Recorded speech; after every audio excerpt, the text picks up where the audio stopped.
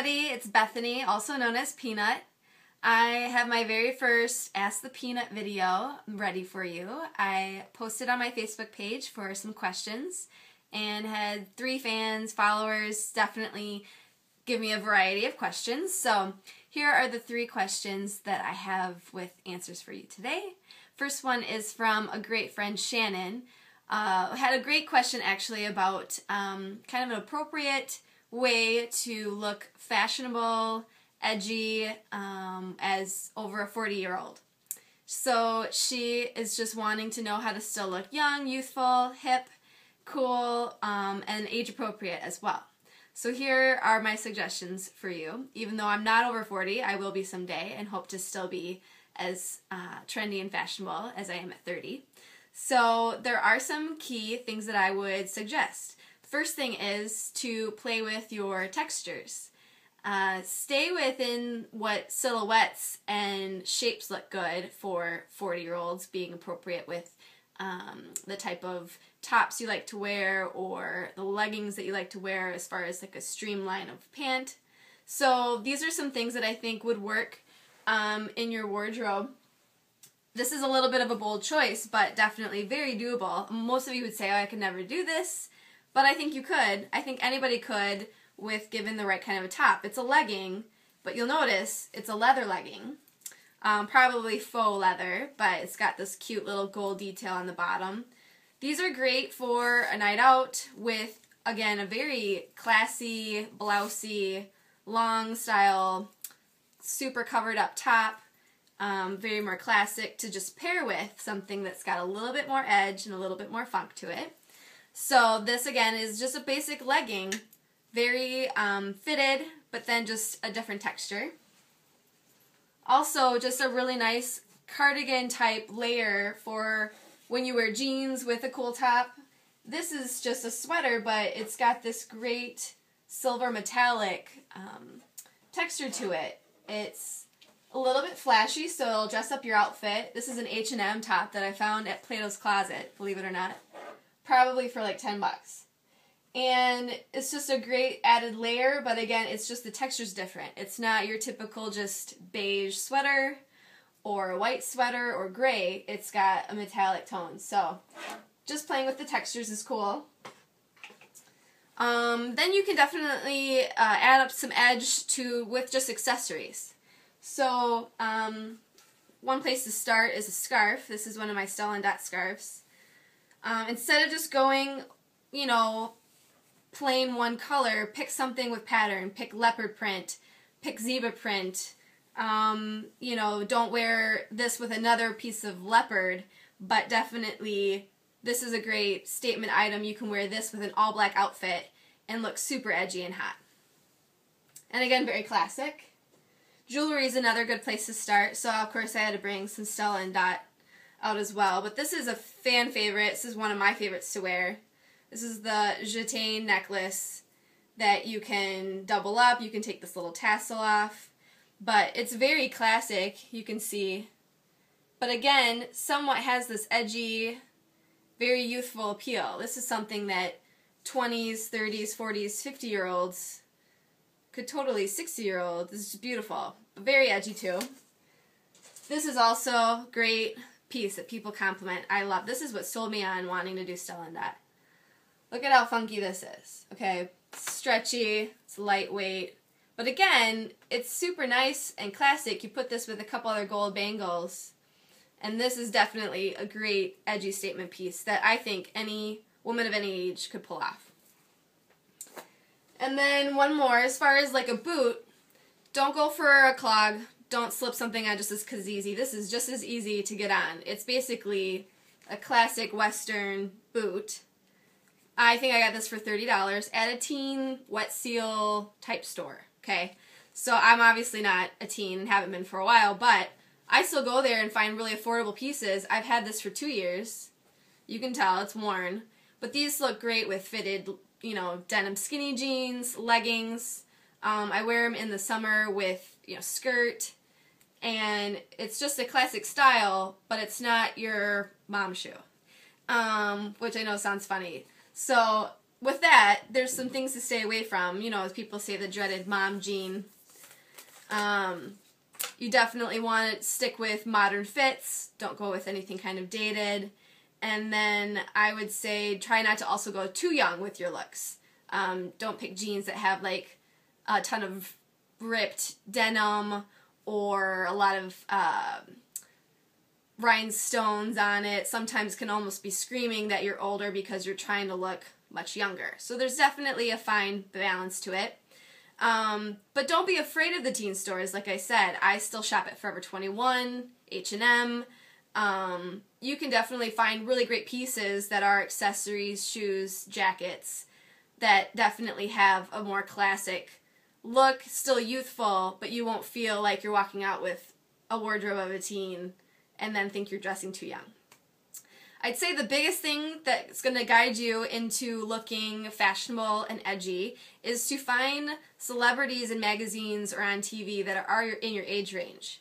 Celebrities have a lot of help. They know, they have stylists telling them what is really current, what's coming new, and they are hot. They're great style. They are fun to watch. I love fashion magazines. So, and there's a lot of women that are in their 40s and 50s, and you never know it because they're just, you know, living the life of the rich and famous, and it's great to follow them. So pick a favorite celebrity you like. My next question is to follow out there that's looking to start her very first competition. Her name's Tracy, and she asked the question, what are some just basic eating clean secret tips of mine? So I really wanted to keep it simple because I know when people hear, what does it mean to eat clean? Does that mean I just have to forego everything that I think is great and yummy? It does not mean that you have to give up eating yummy food. I mean, I've been gluten-free, dairy-free, soy-free for 2 years. I love to eat, and I eat a lot. So people are always kind of confused by that, but you just really adjust what you find to be really pleasurable. And I cook a lot more, obviously, to know what it is that I'm eating. But here are some of my basic tools as far as my secret tips, what I would give someone. I would say to eat really clean, as far as the method to the madness, is to be eating consistently every 3 hours. If you're eating clean and also in good proportion, you will want to be hungry and eat every 3 hours. If you somehow make it to the 4th hour, you're doing your body a disservice by waiting that long to fuel it again. You want to kind of feel like you're consistently having one big meal of the day, but you're having just little nuggets of it. And as you kind of get towards the end of the day, you'll just realize how satisfied you are. As far as what is clean, I would say, this is my new little phrase, don't be a square. So that would mean don't buy or eat anything out of a box. I kind of started to think about what I eat in my kitchen or what I buy from the grocery store. Nothing really comes in the form of a box.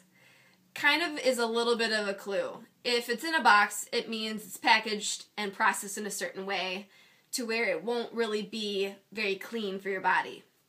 So when I have my gluten-free oats, they actually come in a bag. And then if I have protein powder, I use a dairy-free, gluten-free pea protein powder. It comes in a big tub. You know, eggs come in a carton. So there's obviously some fun ways to look at that as far as if it's in a box. Cereal is kind of tricky. Granted, I'll treat myself to some Mike and Ike's. I have a candy craving every once in a while. So that would be an example of what I try to not do often is have candy, which comes in a box. So don't be a square. That'd be my biggest tip right there. And then as far as feeling like you're working really hard on eating clean, make sure you're treating yourself. If you like sweets like I do, and I eat peanut butter all day long in moderation with each of my meals, I'm making sure I have that because then I don't lose my mind with the fact that I, don't have carbs as much as I used to with throughout my week and my days. I definitely limit my carb intake to a very healthy amount. But when I want to treat myself, which is, I have a sweet tooth, I make it. So the goal is if you're going to have a treat, make it. Don't go and buy it.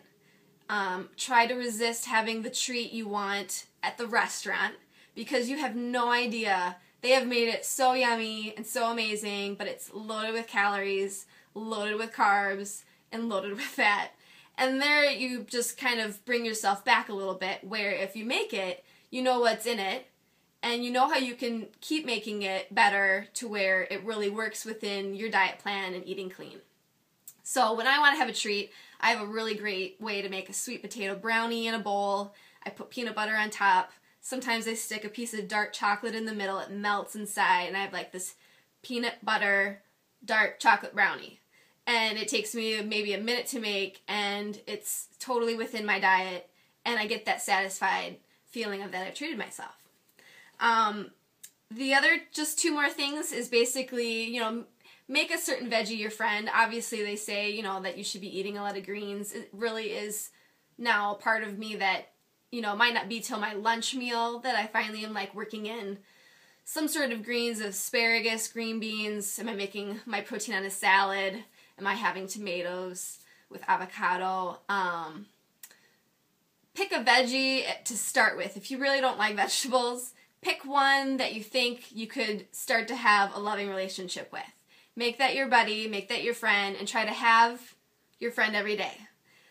Somewhere along in your meals, if you're having 5 to 6 meals a day, make sure 2 to 3 of them that you're having some good greens, like spinach or kale. I never used to know what kale is, and now I have it quite a bit. Or if you wait a while and you haven't had asparagus, then it's really satisfying when you have it again for a long time. And then the last tip is definitely be drinking your water. The best way to know you're eating clean is if you're really flushing everything through your body, keeping your system nice and clean. So what I do to make sure I drink a gallon of water a day is I actually fill this up in the morning, and it's about lunchtime right now, and I'm somehow, it looks like it's half, but really this is like the biggest amount right here. This doesn't take long at all to drink.